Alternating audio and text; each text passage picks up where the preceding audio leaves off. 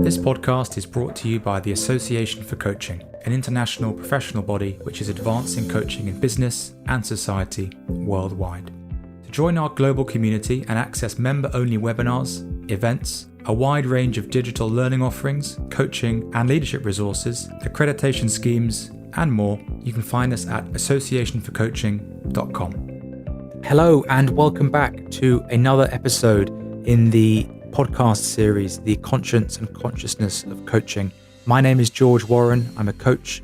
Today I'm joined by Della Duncan over in California. Now, Della was introduced to me, recommended to me as a guest for this series, and I'm very, very pleased and grateful that she was. She's doing some fascinating work as a renegade economist, coach, consultant, facilitator, academic, and is the host of her own podcast series called Upstream. We have a really fascinating conversation today. So if you ever wanted to know what Buddhist economics are, this is the conversation for you. We speak about spiritual activism, the influence of spiritual principles on her work, stepping into flow. We explore her work in the Right Livelihood project as a coach. We touch on short-termism versus long-termism in the coaching space and beyond. And it being me, we explore the widening of our sense of self and how that can benefit us as coaches and beyond. We compare notes on the mutual influence of the work of Joanna Macy on the work that we do, and touch on liberation psychology and liberation coaching.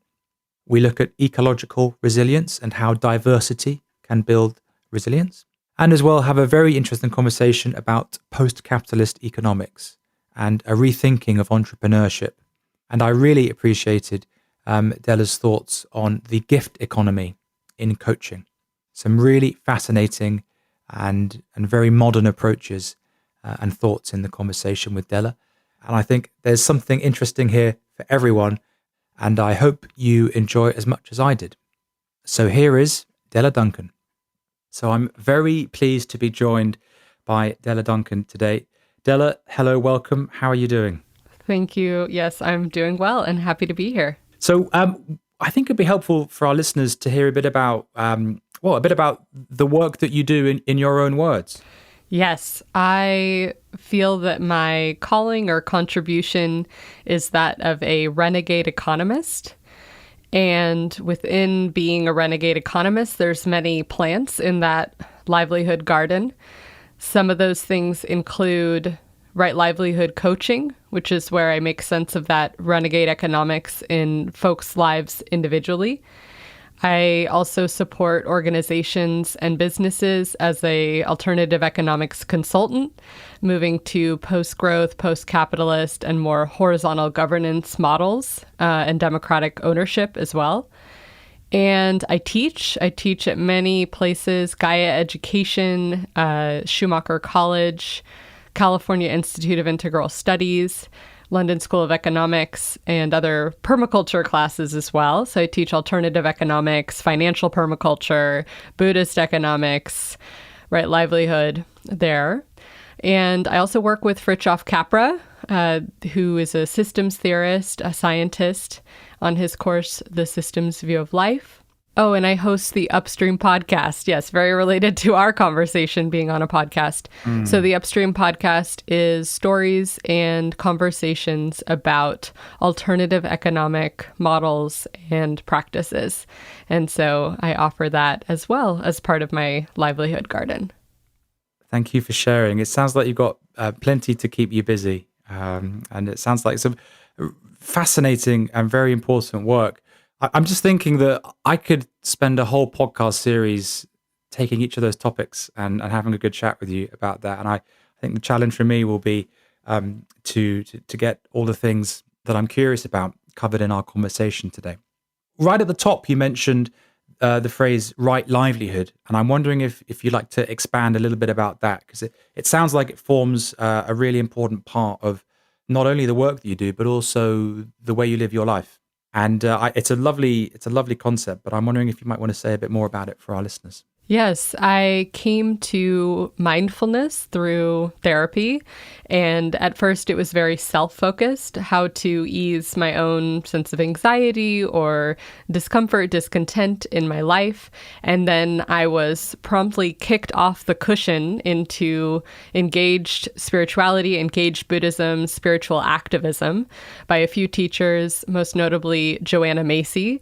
And that led me to Buddhist economics and engaged Buddhism, as I spoke about. And part of that frame is how do we bring our mindfulness and our compassion and our spiritual lives into our day-to-day life?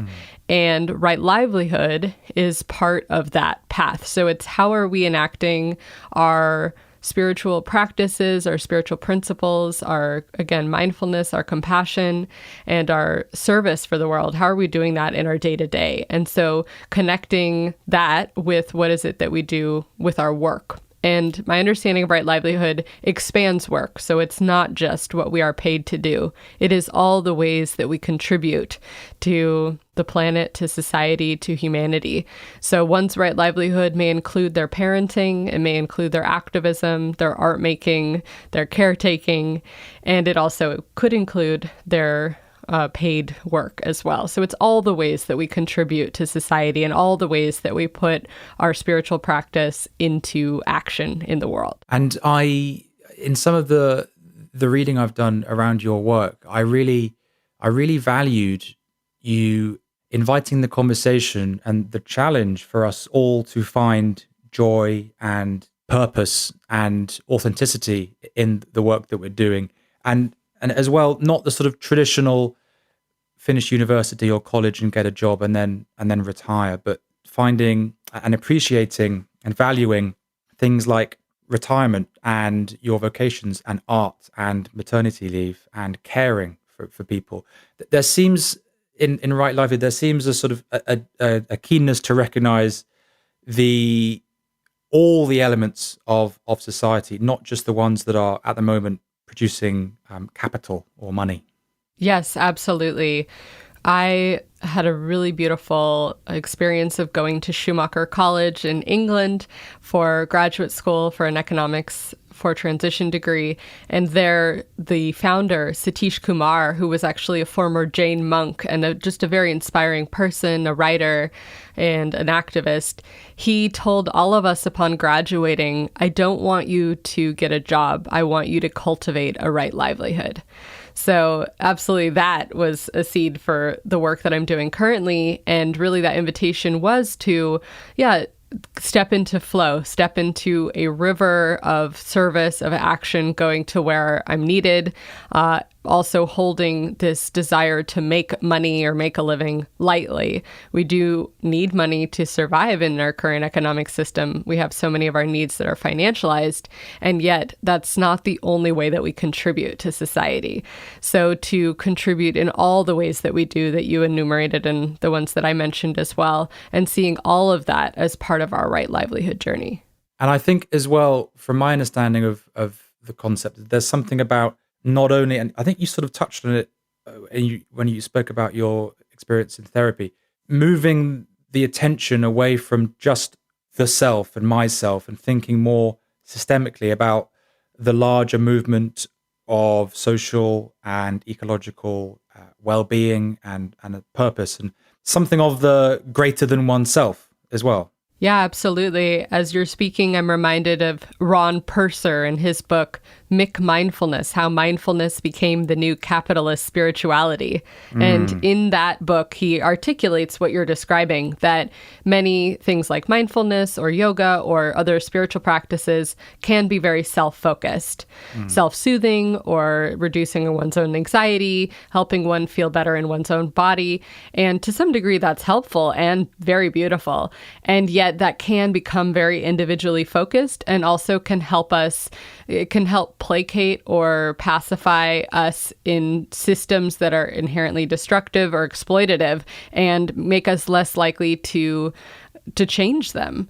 And so part of this, right livelihood, engaged spirituality, spiritual activism is, widening our sense of self, widening our sense of what our spiritual practices are for, and widening our sense of service so that it's not just to help our own bodies and selves feel better, but to serve the web of life or the more than human world or, all of the earth. Yeah, as you're speaking, I'm thinking about how at the moment it feels like we're in a perma-crisis, and in the language of Joanna Macy and Chris Johnston, that we're in something of the great unraveling. And I'm wondering about that tension between, yes, I'd like to think about and think so systemically and ecosystemically, but also I've got so much stuff to deal with. I've got mouths to feed. I've got bills to pay. Something of a cognitive fatigue or fog or an understandable short-termism in I just need to survive and get through this energy crisis, this food crisis, this ecological crisis that I'm in. How would you like people to bring in a longer viewpoint or a more systemic sensibility to their thinking and their doing as well? Yeah, I'm thinking of the quote, "It's hard to live right in a wrong world." And that's not to say that our world is wrong. There's so much beauty and abundance and joy in our world as well. And that's why I love Joanna Macy speaks about this is the time of the great unraveling and the great turning simultaneously, right? This is a time of paradox, really. Another quote I'm thinking of, things are getting better and better and worse, faster and faster. So I guess what I would say to what you just described is I would honor the pain of the difficulty of the current situation that we're in. I would not just wash that away or spiritually bypass that. I would say, yes, precariousness is real and our sense of uncertainty is real. The sense of the unraveling of our political, ecological, and social systems is real. And what can we do to deepen our resilience, to turn towards one another, to turn towards life, and to continue to show up on behalf of what we think is hopeful and helpful? Joanna Macy, another quote that she offers, she says, "Any act with good intention sends out ripple effects into the web of life in ways that we cannot measure or even see." So it's this idea that no matter how bleak it looks, how dark it looks, just to continue to show up, to be kind to one another, to do what we can in the remit that we have with wherever our location is in the world, that is helpful for this time too. And to kind of release our attachment or sense of control to what the outcomes will be. We may never see the fruits of our outcomes. We may never know them. Another quote is, "Where we're given a branch, make a bud. Where we're given a bud, make a flower. Where we're given a flower, make a fruit." So again, we are coming from a long lineage of ancestors and folks who have been doing a lot of movement work for the planet and for social justice and humanity. And may we further that along. May we continue that into the world. Thank you for that. It was a beautiful answer to a tricky question. And I'm thinking about the coaching industry really as a whole first, where it's at now, and how it may also have been said and guilty of serving just the client in front as opposed to the wider all stakeholders. That's certainly something we've explored in previous episodes.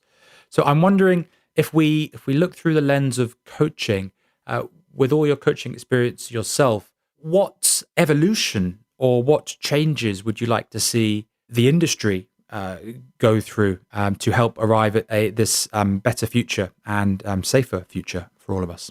Yeah, well, I'm thinking of liberation psychology as an offering here. So my understanding of liberation psychology, liberation therapy, is that there were folks in Latin and South America who said, Western therapy that is so individually focused, that really looks at someone's pain or suffering, anxiety or depression, and says, what are the individual causes of that and what are the individual solutions for that? That folks in Latin and South America, really connected with the lineage of liberation theology, said, but wait, there's all these systemic reasons for folks' depression or anxiety as well. And so there was this new field, this liberation psychology, where a client would come in and folks would maybe explore if their anxiety or depression was caused by the death of a loved one or a breakup or, chemical imbalance. That does happen. That is valid. Or they could distinguish whether it was climate anxiety, climate grief, systems of oppression, historical trauma. Like they could bring that into the room as well. And so this liberation psychology came about. And I'm bringing that up because I'm finding that really inspiring right now to how do we broaden this sense of why we're feeling unwell, why we're depressed, why we're having ill health or anxiety, why we're turning towards medications or other addictions. Why are we doing that? Not just for the individual reasons, but what are the systemic reasons? And the more that we can understand those systemic reasons, the more liberation that we can feel. So if I look at that for the coaching world, and I know this is already happening, of course, but I would love to invite coaches to think more systemically, to know more about the systems of oppression, to understand what is capitalism, what are the elements of it, how does capitalism affect one's ability to see the future, one's belief about oneself, one's relationship with nature. And in understanding those systemic causes and conditions, then in that coaching session, we can help liberate our coaching clients. We can help them see more systemically and see their role in the great turning more clearly. So that's kind of one thing that I'm playing with is liberation coaching in a way. And I don't know, is that something that you've heard before? Is this a conversation that you've had before about liberation psychology and liberation coaching?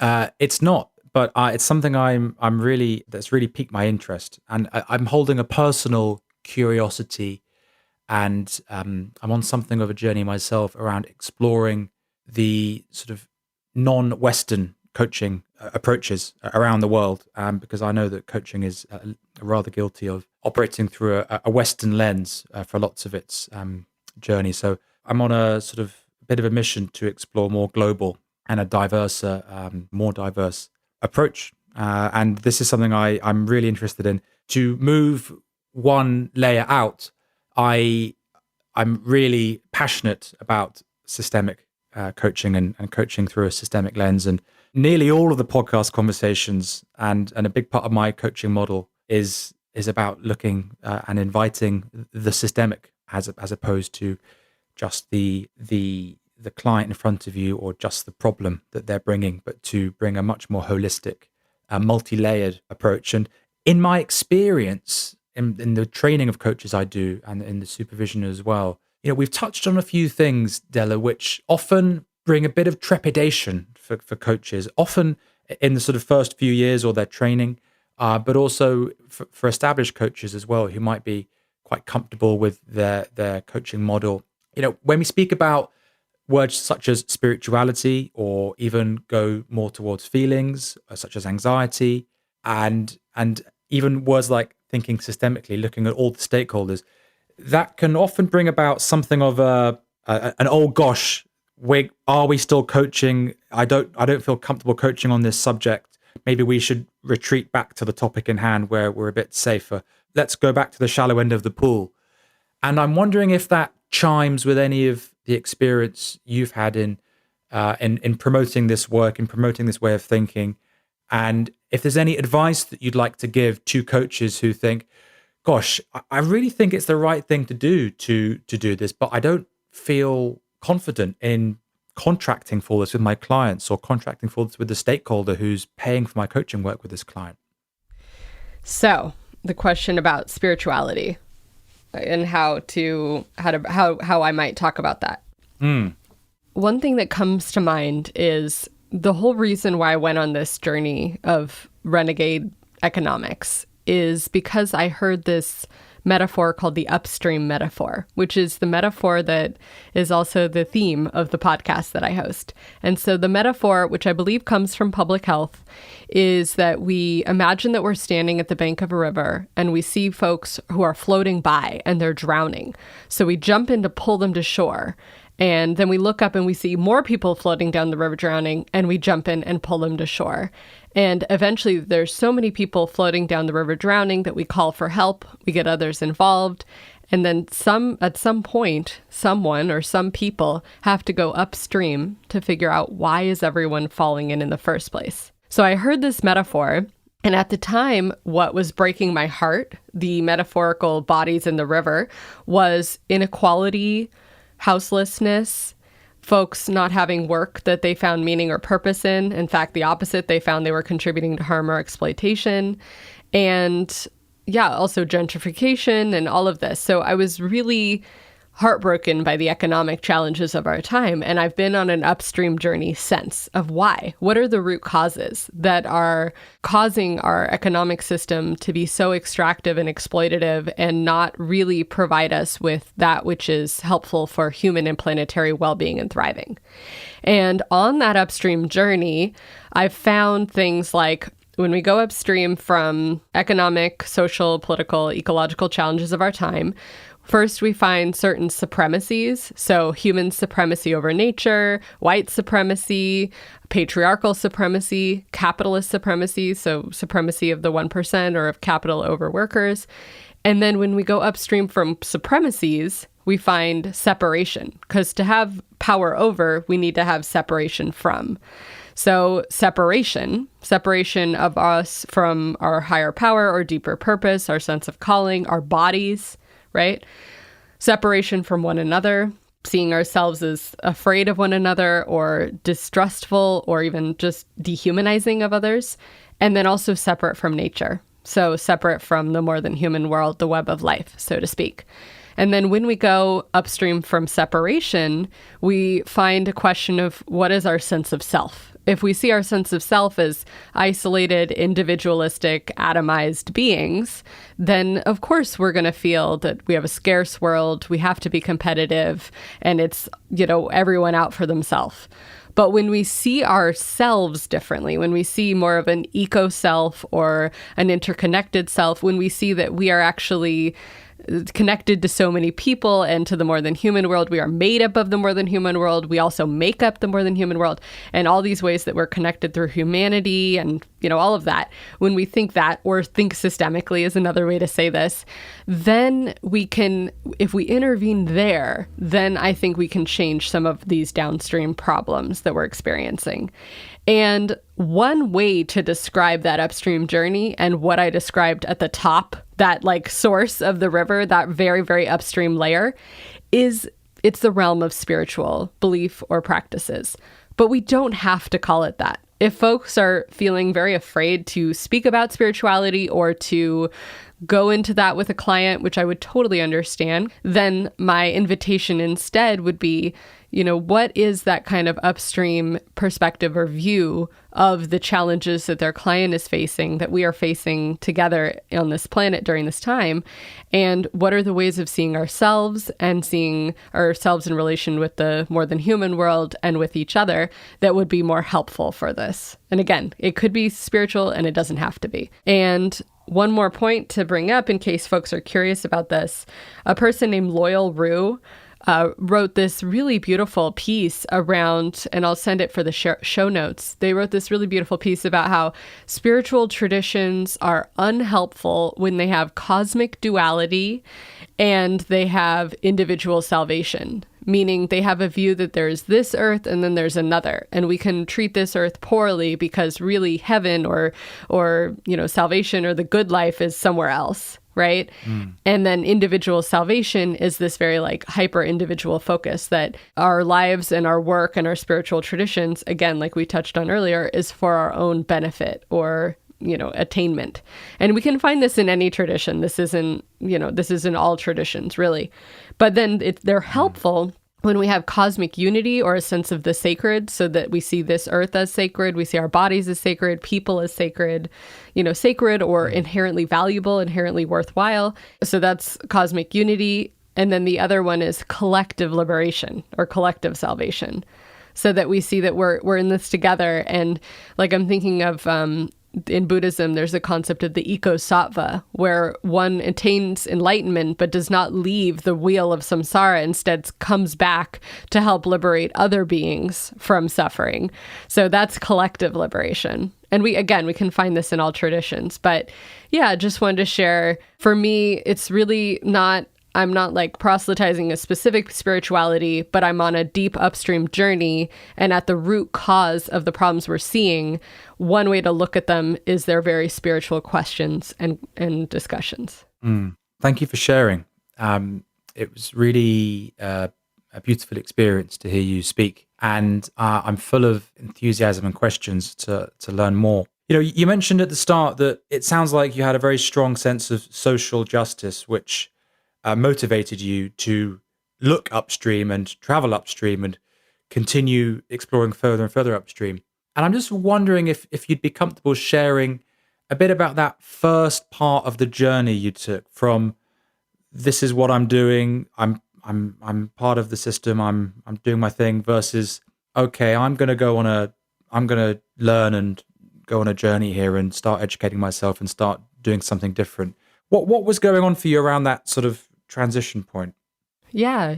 So my first job after college, undergraduate university, was working as a rape crisis counselor. So in the field of sexual violence. And it was there that I heard this upstream metaphor. And it was by way of not just supporting survivors, but going upstream as to why does violence happen. And I mean, you might think, wow, that sounds pretty impactful and pretty difficult work. And it was. And yet what was really breaking my heart was actually issues of inequality. So it was more that the work that we were doing seemed to have little or no value in the economy that we were embedded in. It was like, why were we struggling for dwindling sources of funding? Why was this work that we were doing, which the state government said is a guaranteed right for survivors to have an advocate, why was that not being supported financially by our economy? So that was one of the things that broke my heart. But again, it was also folks who had very much a passion, like they were an artist or a writer, or they cared about something, but they were unable to actualize their passion in their work. They had to continue to take jobs to pay bills. And I saw this like dwindling or, diminishing of one's fire or flame, that kind of passion or purpose. And really this question of, if we live in such a highly financialized economic system, it can be so hard for folks who work 9 to 5s or more to even have the time and energy to do what they love, let alone make a living from it. So really, it was those things, that these issues of, I would say, inequality and also how value is provided in our current economic system, that really broke my heart and invited me on this upstream journey to figure out why it is that, work is not seen as equal. The work that I think provides a lot of value to society is not valued financially. And also, of course, nature's value as well. Nature having inherent value beyond its usefulness to humans, right? Instead of we can put a price on nature. So these were the questions that drew me upstream to ask this. Yeah. And where did you go from there? Was it a different job? Was it studying and learning? At the same time is when I had that experience with the therapist and the mindfulness practice and the kicking off the cushion into engaged spirituality through a retreat with Joanna Macy. And so from that, I got into Buddhist economics. And from Buddhist economics, I looked up Buddhist economics. I was like, where could I look at this or study this or learn more? And E.F. Schumacher was a development economist. He's passed away, but he was in the 70s. He did some work in Burma, and he had an awakening where he thought, wow, all my mainstream technical economic tools to help with the development, and I'm putting that in air quotes, of this country, just fell flat, because in the context that he was in Burma, this more Buddhist cultural space, he found a real shift in what he thought was progress and development and wealth and value. And so he entered into a deep period of study and reflection, and at the end of that produced this book, Small is Beautiful: Economics as if People Matter. And in that, there's a chapter called Buddhist Economics. So in my inquiry into what is Buddhist economics, I found that chapter, which led me to Schumacher College, which is named after E.F. Schumacher because Satish Kumar, who I mentioned, was friends with and inspired by E.F. Schumacher. So this led me to this degree, Master's in Economics for Transition in Totnes, England, which is the home of the Transition Town movement. Not necessarily the home, the birthplace. It's the birthplace of the Transition Town movement. So the Transition Town movement, a beautiful movement for a community at a local scale, saying, how do we transition our systems? Systems from being extractive and exploited and fossil fuel based to being more heart-focused, more in alignment with the planet, more in harmony, and more connected. And so this master's, inspired by that, Economics for Transition, was really where I got to explore renegade economics in all its forms. And it was from that inspiration that I was like, I want to bring this learning and these questions and this exploration into the world more, which led to my own livelihood garden of consulting, coaching, podcasting, teaching. I'm feeling your passion and enthusiasm and energy for this through the podcast ether. And Buddhism and economics are two things I'm interested in, and I'd never yet arrived at this chapter or other reading. And I'm wondering, well, both to myself and our audience, if you'd be comfortable sharing some of the key approaches and maybe some encouragements for our listeners for how to bring some Buddhist wisdom and learnings into their work or their sort of day-to-day economizing. Yeah, let me offer two. One of them is an inspiring story from the Kingdom of Bhutan.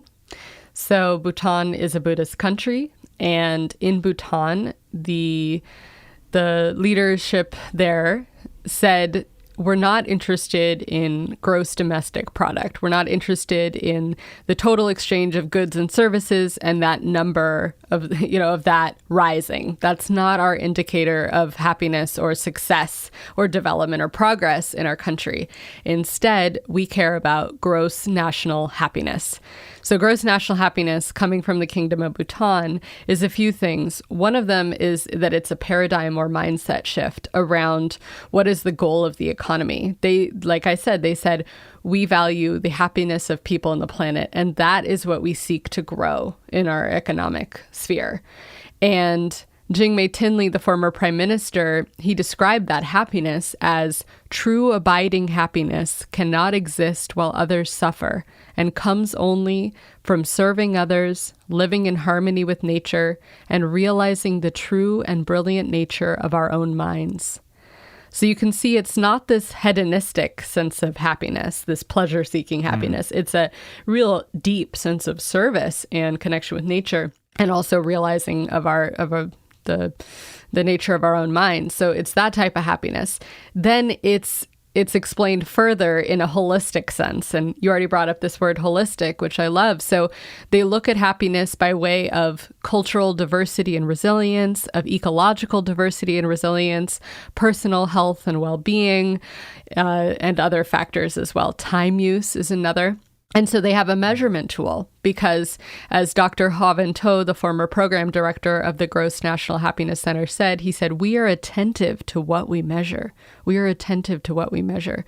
So they offered the idea of gross national happiness and then needed a measurement tool as well. So they have things like, do you believe that trees are the home of spirits and deities? That's one of their questions on their measurement tool. They ask, another question, if you were unwell, how many people could you call on to support you? If you had a life celebration, how many people could you call in to support you? They also ask questions about how much rest do you get? How much time do you spend with family and friends? So it's a very holistic sense of what is happiness. And it also, Gross National Happiness, has a policy screening tool. So they run policies through the lens of this holistic sense of happiness. So, for example, Bhutan decided not to join the World Trade Organization because when they ran it through the lens of gross national happiness, they found that, yes, it would increase economic development, but it may harm cultural diversity and resilience and ecological diversity and resilience. So they said, no, we're not going to join. So it's a decision-making tool. And finally, it's also that internal shift of bringing mindfulness and compassion more into schools and into government and into culture, more so. So that's one offering of how Buddhist economics can contribute to systems change and also can look very practically and can look practically in a place. One for folks maybe on a more individual scale is the concept of dana.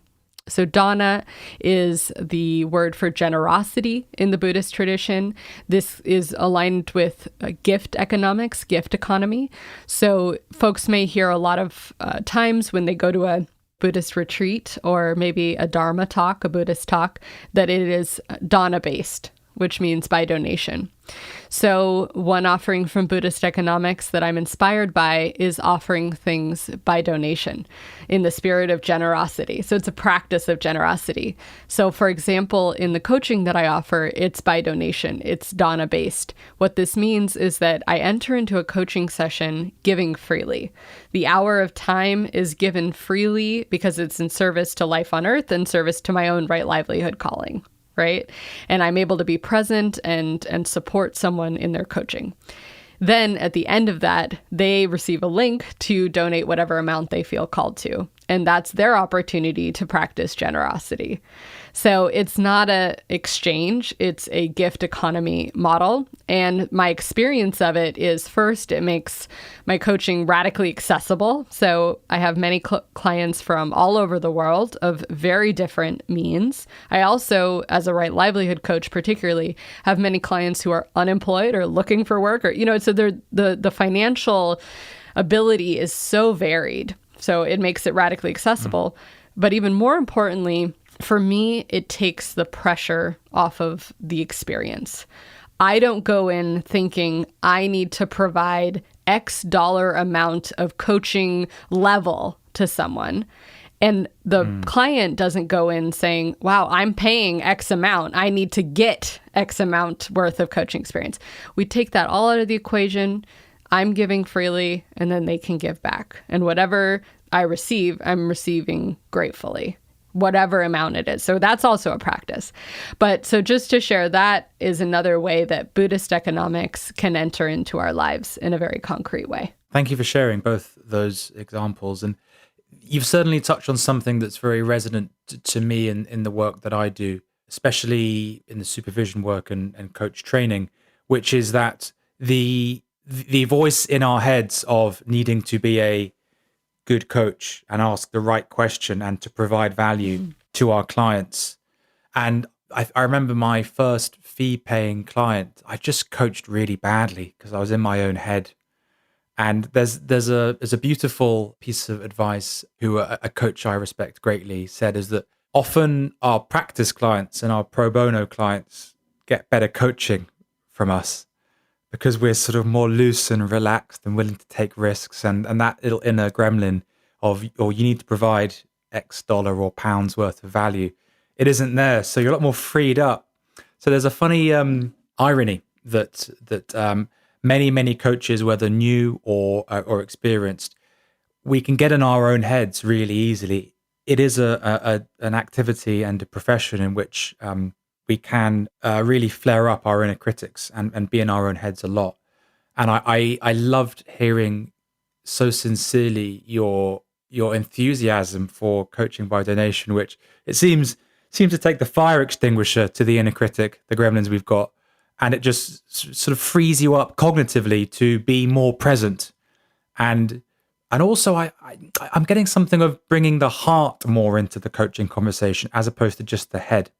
I would agree with all of that. And I would also like to bring in, because I imagine some coaches listening might say, that sounds great, and I have bills to pay, right? Like I have financial obligations. And so yet again, that paradox. And so what I would say to that, just how I work with that piece, is that I really see that I have a right livelihood garden, meaning many different plants in that garden. These are all the ways that I contribute to the great turning, to this time.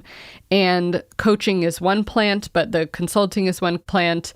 I also have volunteer work that I do that is another plant. So you see that some plants bear financial fruit and other plants bear other types of fruit, like camaraderie, like I'm on a team in one of my volunteer opportunities. So that's really nourishing to me.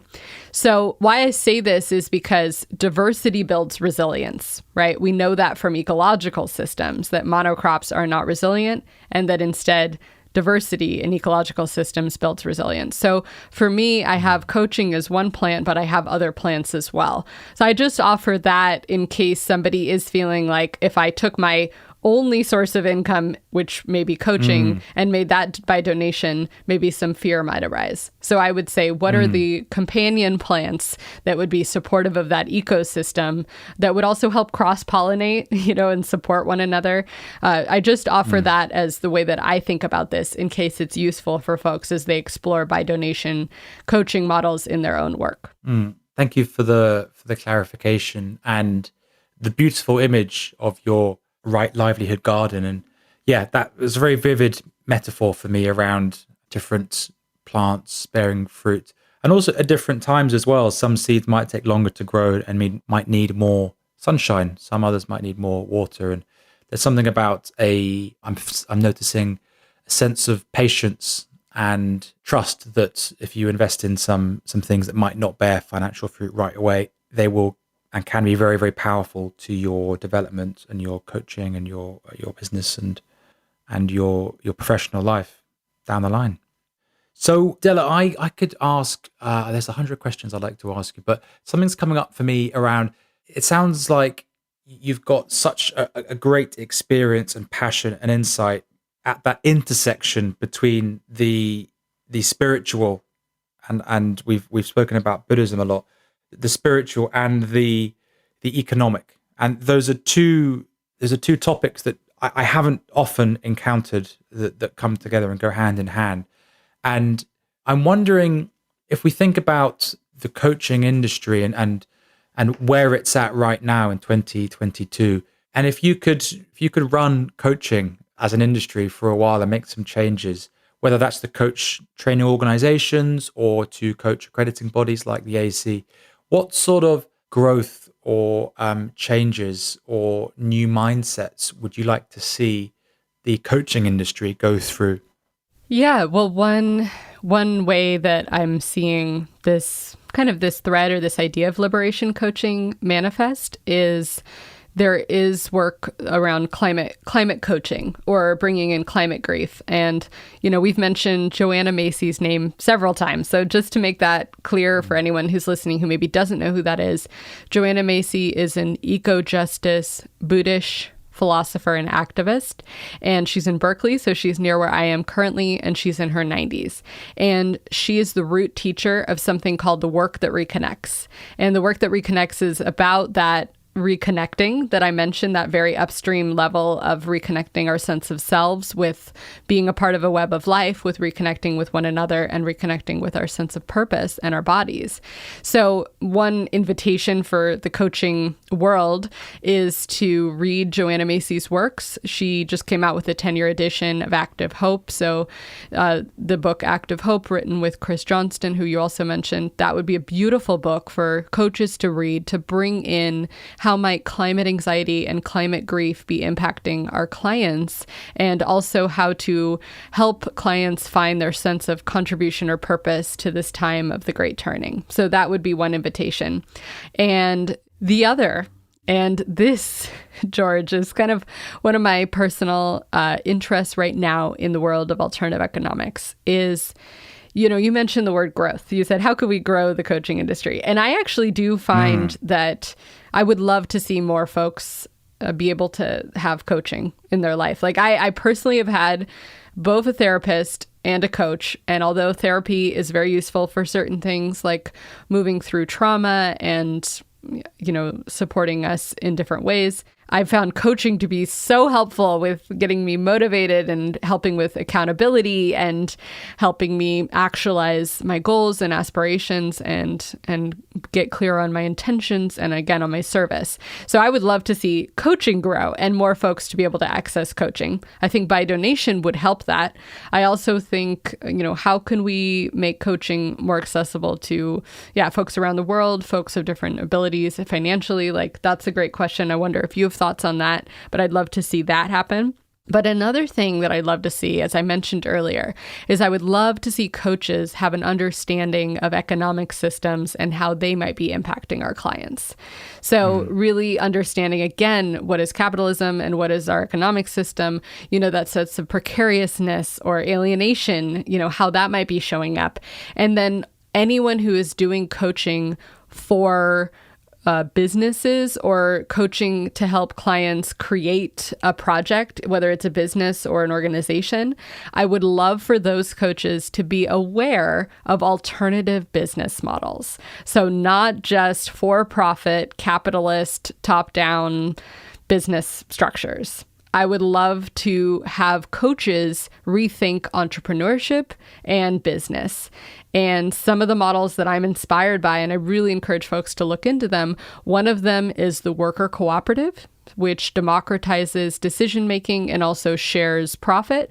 So that is taking a top-down capitalist business and making it horizontal. So that's one invitation.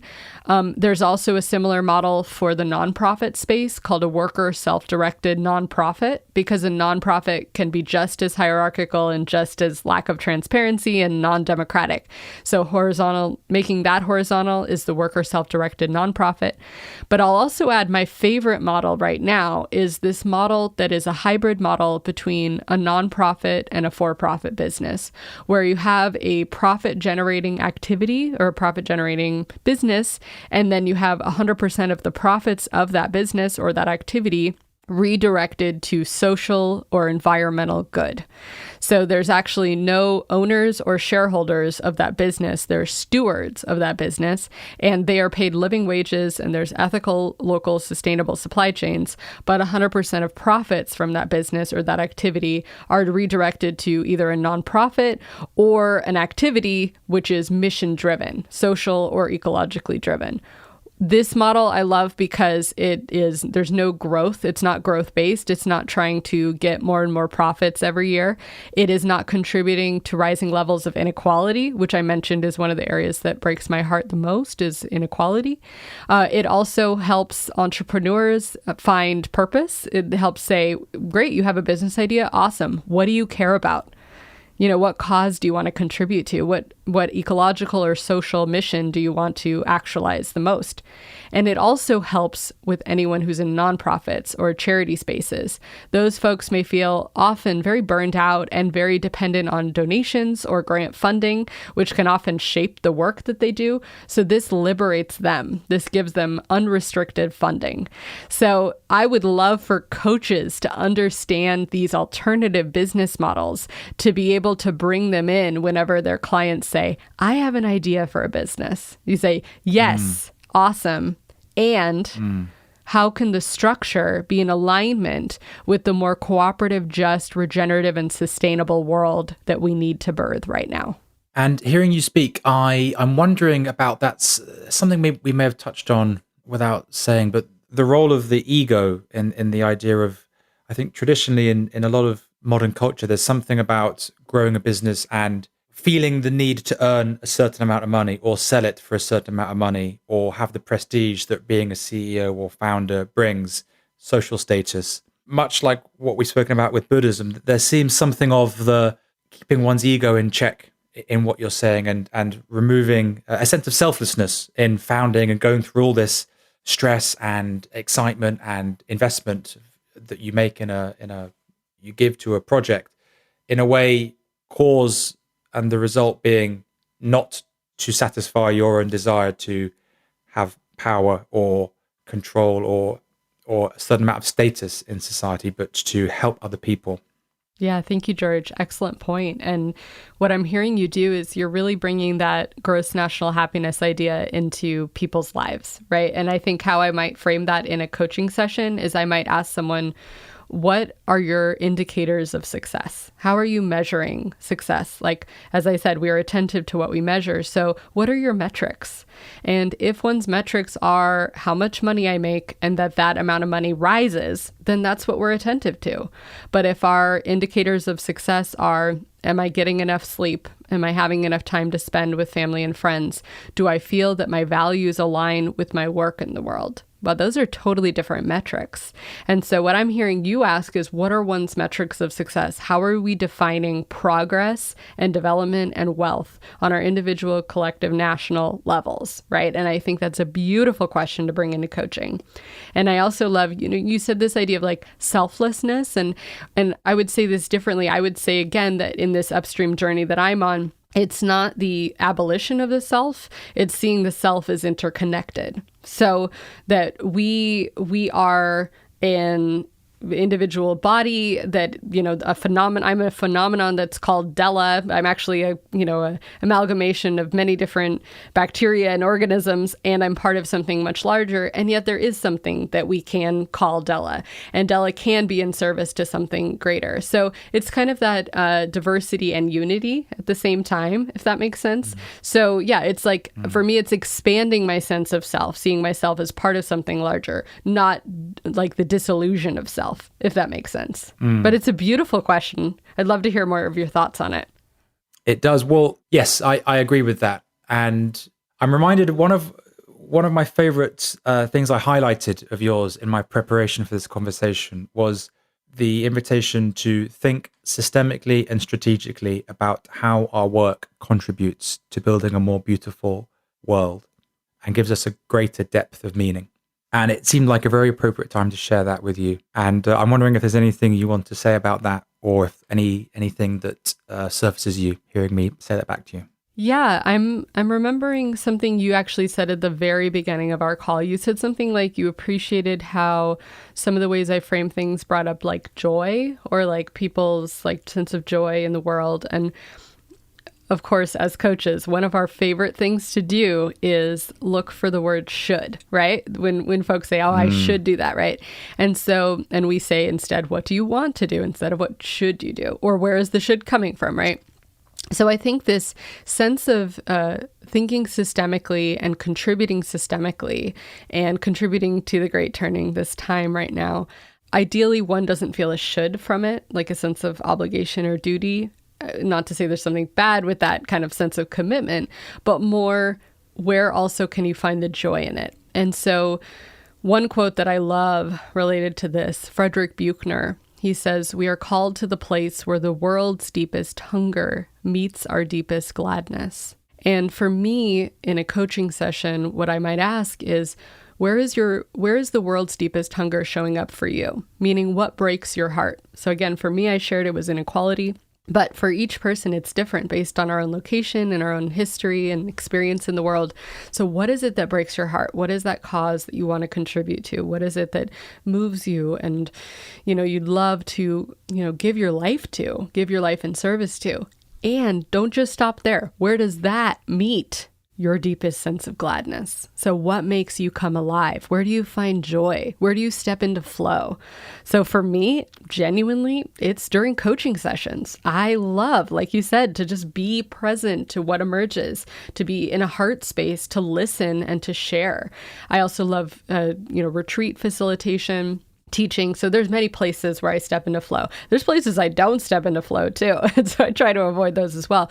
But I'm saying that I've said, where is this combination for myself and for coaching clients? And it doesn't have a space of should, it has a space of want, and it has a space of joy. And it's almost like we can tap into an eternal resource of our action in that effort. And it also makes our self-care in service to something. So self-care is not selfish, but our self-care is that which can then serve our ability to contribute, right? In this area where the world's deepest hunger meets our deepest joy or gladness.